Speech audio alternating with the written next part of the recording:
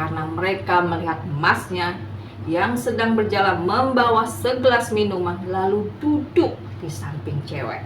Seperti ada tangan kasat mata yang meremes-remes hatinya si ratu ini melihat masnya duduk sama cewek itu. Ada yang dapat pelukan juga, geng. Wah, gimana nih kelanjutan ke depannya? Akankah ada pertarungan dua pihak memperebutkan masnya?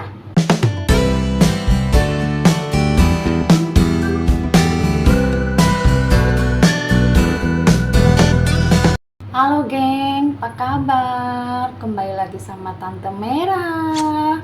Nah, sekali lagi nih Tante Merah kasih tahu ya, untuk yang baru bergabung sebaiknya kalian tonton dulu episode-episode sebelumnya, karena yang Tante Merah bacain ini adalah novel Tante Merah sendiri ya. Jadi yang sebelumnya tuh di episode 1, 2, 3 kalian tonton dulu sekarang karena kita masuk di episode 4. Nah, novel ini punya None Londo sendiri ya. Jadi Eke bacain novel sendiri ya. Dan sudah terbit, sekali lagi di 1, 2, 3-nya sudah terbit. Kalian bisa cari dengan klik di sini. Terus nanti kalian cari juga di playlist. Oke, bisa dilihat ya. Playlist None Londo novel Ken Junior. Jadi ini terbitnya seminggu sekali ya, geng. Habisnya tuh 20 episode. Nah, sekarang kan kita masuk ke episode 4. Jadi sisa 16 episode lagi ya. Oke, geng. Kita akan bacain nih episode 4 dengan judul Ratu Jangan Buat Mas Cemas. Acara yang semestinya liburan keluarga yang menyenangkan seketika bubar atas kejadian tersebut. Semua orang jadi pada terguncang dan cemas, bukan bagi Awang dan Mimi saja selaku orang tua Mia, tentu juga orang-orang terdekat mereka. Sebaik Mia dievakuasi oleh regu penyelamat, anak itu langsung dibawa ke mobil ambulans dan dilarikan ke rumah sakit terdekat. Selain mengalami luka memar dan beset-besetan batu ya dari pohon, kerikil, serta material lain dari jalur yang dilaluinya saat badannya tergulung-gulung ke bawah, tentu saja anak itu mengalami patah tulang. Oh my God. Namun untungnya tidak fatal. Karena itu selama di sana dia hanya butuh perawatan selama 2 hari dan selanjutnya dia hanya melakukan pengobatan rawat jalan agar tulang-tulangnya yang sedikit retak itu seperti sedia kala. Singkat cerita, anak itu sudah sembuh dan keadaan sudah kembali normal. Gak ada lagi orang yang cemas akan hal itu. Dan juga 2 anak itu, baik Mia maupun Ratu, gak ada lagi yang mengeluhkan hal yang dikeluhkan mereka kemarin. Aha. Kenapa? Karena mereka dapat wejangan. Kalau mereka melakukan hal itu sama saja menyuruh Ayah Ken dan Bunda Putri itu berpisah. Ya tentu mereka mendengar itu nggak mau hal itu terjadi. Jadi setelah kejadian itu, dalam arti keadaan saat Mia sudah membaik ya, 3 anak itu ditanya oleh orang tua mereka mengenai sebenarnya apa yang terjadi. Terutama kenapa Kenji sempat berpisah dengan mereka. Soalnya saat Ratu tiba di tempat pengolahan teh, anak itu berkata kalau Mia jatuh di jurang dan terpaksa dia meninggalkannya demi memberitahukan hal ini. Walaupun pada saat Awang dan yang lain tiba di lokasi melihat ada Kenji di situ, tapi itu tidak mengubah rasa penasaran mereka. Soalnya mereka paham betul ya, tabiat Kenji ini. Kadang Kenji itu suka nggak tahan dengan kelakuan adik-adiknya. Jadi mungkin saja Kenji meninggalkan mereka. Ya seperti contoh di episode 1 ya, yang sebelumnya kan ada tuh yang Kenji meninggalkan adik-adiknya tuh yang di pavilion tuh yang lagi main make-up-an. Nah, kan di situ mereka tuh Mia dan Ratu tuh berantem tuh yang Kenji kabur ke rumahnya ya, yang di kamar. Nah, di sini sih mereka bukan nyalain Kenji ya, cuma mereka mau tahu aja apa sebelumnya tuh mereka ribut gitu. Interogasi itu berlangsung di rumah Awang dan Mimi. Mereka semua berkumpul dan duduk bersama di ruang tamu. Sempat terjadi keterkejutan saat orang tua mereka mendengar penjelasan mereka. What? Oh my Orang god. ya gimana nggak kaget ya, terutama Ken dan Putri, kalau ternyata adegan romantis mereka dilihat Mia. Namun selanjutnya mereka memberi pengertian dengan berbicara berbicara bijak ya, sebagai kayak orang tua dan anak. Tapi memang hal itu ujung-ujungnya bisa berdampak terjadi perceraian ya kalau mereka memaksakan kehendak mereka itu. Lalu setelah obrolan itu, selanjutnya di ruang terpisah terjadi pembicaraan antar orang tua. Ken dan Putri dapat protes dari Awang, Mimi, Mona, dan Baron. Karena seharusnya mereka melakukan itu lihat situasi. Masa anak lagi belajar di rumah malah mereka mesra-mesraan di dapur? Rupanya bukan hanya itu saja, geng, yang tersisa setelah kejadian itu. Rupanya ada yang lain di benak tokoh utama cewek yang jatuh di jurang. Entah kenapa sekarang Mia merasa melihat kakak tertuanya itu lain. Seperti ada debaran-debaran asing yang hinggap di hatinya, yang tak pernah dia rasakan seumur hidupnya. Dan tentu saja dia tak tahu itu debaran apa. Yang pasti hal itu akan dirasakannya ketika dia teringat masnya memeluknya. Jelas anak itu masih belia, jadi belum bisa mengerti apa sebenarnya yang dirasakannya. Dan karena hal itu juga ya, jadi mengalihkan rasa traumanya yang dialaminya waktu jatuh di jurang itu. Kan seharusnya kejadian itu menjadi memori kenangan yang pahit ya.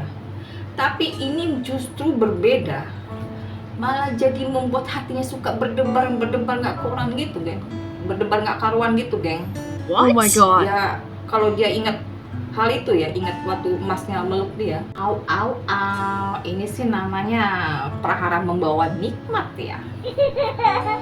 Rupanya ada yang jatuh cinta, geng. Ya beginilah kalau resiko kakak adik nggak sedarah kan. Jadi ya itulah resikonya ya. Sebenarnya Mia kan bukan anak kecil lagi ya, untuk umurnya itu sudah remaja ya. Dan rasanya sih kalau anak umur segitu sih lagi mengalami masa-masa puber ya.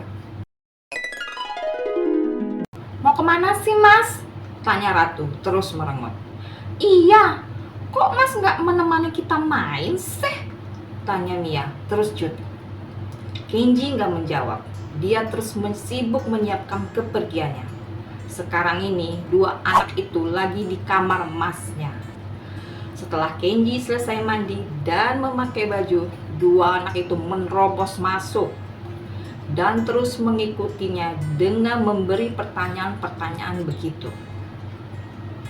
Dari Kenji menyisir, memakai parfum, jam tangan, dan sekarang ini terakhir meraih dompet, HP, dan kunci motor, lalu pergi keluar kamar. Kenapa Kenji nggak menjawab? Karena sebelumnya dia sudah memberitahu. Berapa bulan lagi anak itu lulus SMU. Dan saat ini dia ingin merasakan bagaimana rasanya berbaur dengan teman-temannya. Hal yang gak pernah dilakukannya selama ini karena waktunya banyak tersita mengurus adik-adiknya. Mumpung dia diajak kumpul, ya tentu ya itu merupakan hal yang langka ya, menimbang dia nggak pernah bersosialisasi dengan teman-teman sekolahnya. Tentu tawaran itu nggak mau ditolaknya, karena selain apa yang ingin dirasakannya, tapi sebenarnya dia pun ingin memiliki ada suatu kenangan indah di masa remajanya sebelum dia lulus sekolah. "Mas!" teriak Ratu. Kesal atas sikap Masnya yang sehabis menyalakan motor lalu pergi. Mia pun gak mau kalah. Dia turut berteriak lantang hingga mengeluarkan julukan kejamnya, "Mas Keji!" Karena kesal, dari tadi gak digubris, lekas mereka menyetop taksi dan mengikuti Masnya dari belakang. Sebenarnya bukan karena kesal saja mereka itu nggak terima kalau Masnya main di luar dari mereka. Dua piyik ini memang ya geng ya, posesif banget sama Masnya. Kenapa gue jadi teringat zaman Putri dan Mimi ya?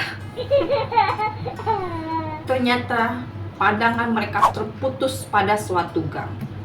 Karena kendaraan yang mereka tumpangi ini roda 4 alias nggak bisa masuk gang, terpaksa mereka jadi turun dan mencari jejak terakhir yang dilihat mereka. "Duh, kemana sih nih Mas Kenji?" keluh Ratu dengan mata terus menerawang. "Kita terus jalan saja Kak, nanti juga ketemu." Dengan pedenya Mia berkata begitu. Dengan mata turut melihat sekitaran. Katanya kumpul sama teman-temannya. Kok ini masuk gang sih? Mungkin saja acaranya di rumah temannya. Kan Mas Kenji nggak ada bilang di restoran, balas Ratu. "Iya sih." Itu motor Mas Kenji. Rupanya kepedean Mia jitu. Wow. Seraya menarik tangan kakaknya, dia mengajak melipir. Ternyata gang yang dilewati Kenji itu adalah jalan alternatif. Karena dari kejauhan, dua anak itu melihat sebuah rumah megah berdiri di jalan raya yang posisinya pas menghadap gang tersebut. Rumah itu tampak ramai. Ada banyak motor dan mobil mengisi garasi, bahkan sampai keluar rumah. Ya sebenarnya kalau dilihat dari orang tua Kenji, Ratu, dan Mia wajar ya. Kan orang tua mereka ini orang tua mapan ya. Jadi ya udah pasti ya 3 anak ini sekolah di tempat bergengsi. Jadi kalau yang tadi gue bilang gitu, mereka ini ada tempat acara rumah itu ada mobil, ya sebenarnya hal lumrah ya. Karena ya mereka juga pasti untuk golongan menengah kan, karena orang tua mereka mapan. Jadi ya wajar ya. Kenji aja sendiri kesana kayak ayahnya ya, bawa motor sport ya, waktu ayahnya waktu muda. Dan sepertinya acara itu digagas oleh teman Kenji untuk merilekskan otak mereka sebelum masuk ujian sekolah. Ya istilahnya happy-happy dulu gitu geng, sebelum stres nih mau masuk ujian sekolah. Aha. Jadi wajar sih kalau Kenji diundang ya, karena sepertinya yang datang itu teman-teman sekelas Kenji. Dua anak itu terus sibuk mencari gimana sosok emasnya. Saat sudah menemukan, tiba-tiba raut wajah mereka berubah. What? Kenapa? Karena mereka melihat emasnya yang sedang berjalan membawa segelas minuman lalu duduk di samping cewek. Oh my god. Ih, duduk sama siapa sih tuh Mas Kenji? Bete nih ya. Ternyata geng, rasa campur aduk yang Mia rasakan itu juga sama yang dirasakan juga oleh Ratu.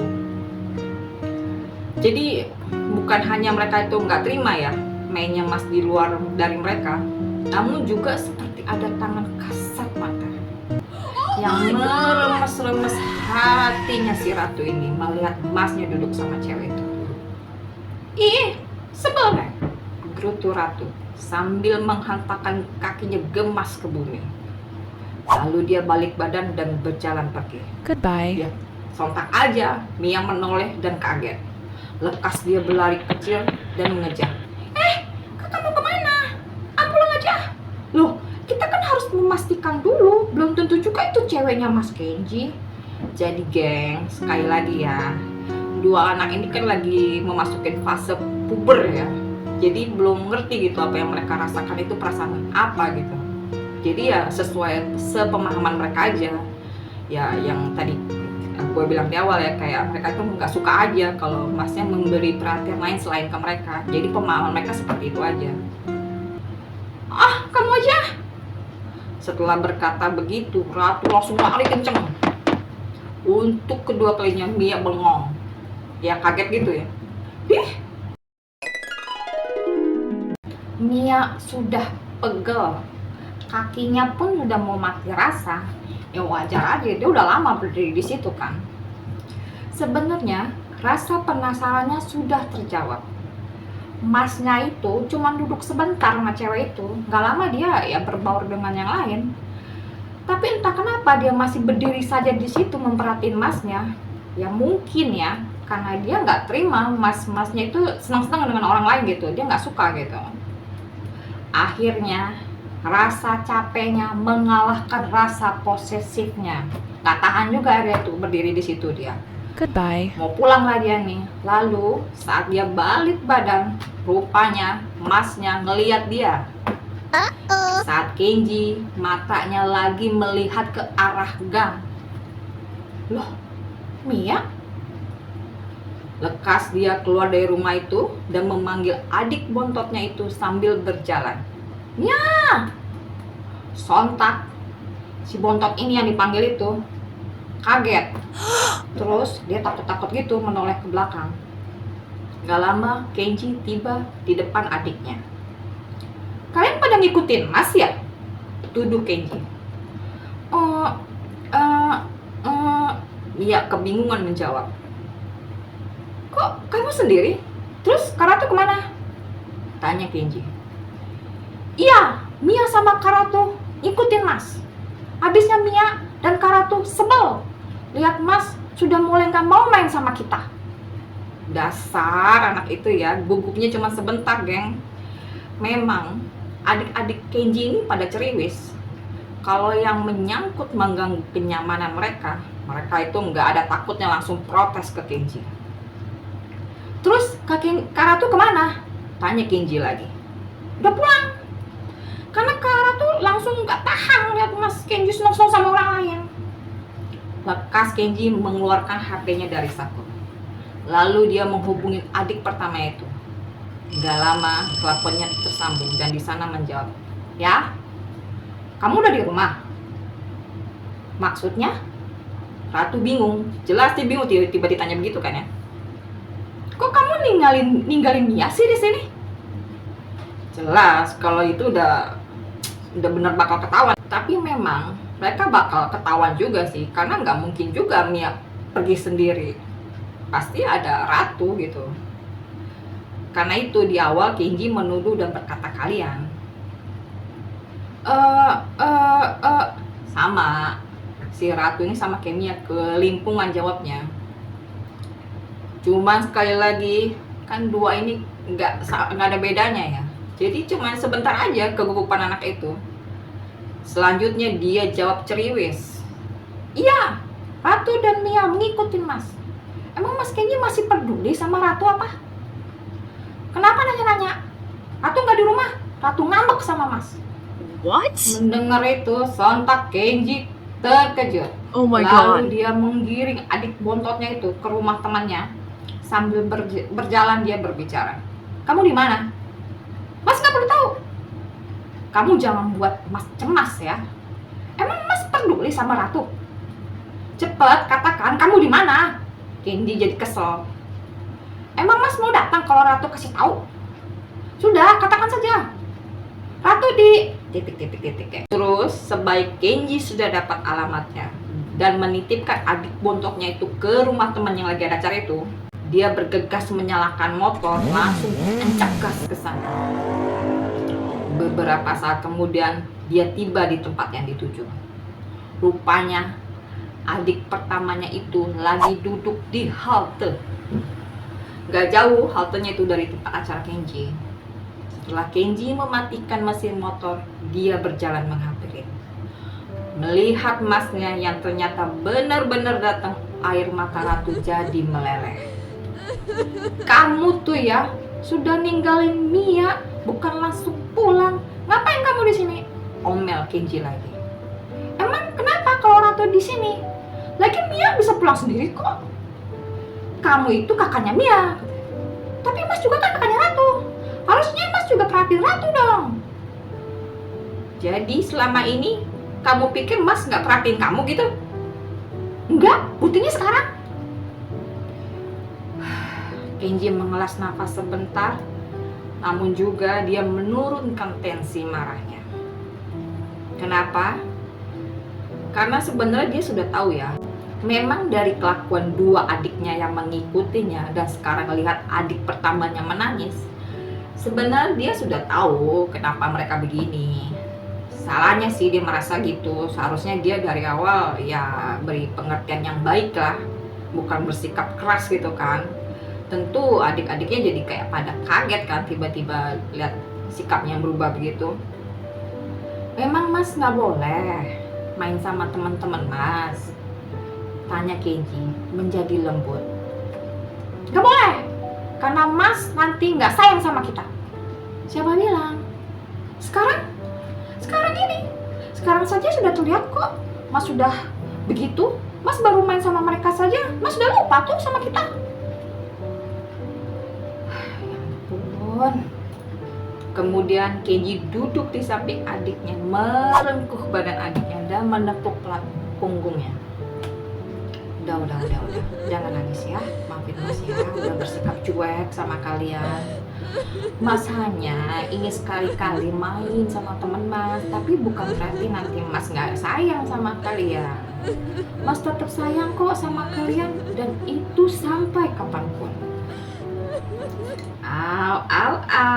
Ada yang dapat pelukan juga, geng. Wah, gimana nih kelanjutan kedepannya? Akankah ada pertarungan dua pihak memperebutkan Masnya? Kita lihat di episode berikutnya. Oke, geng?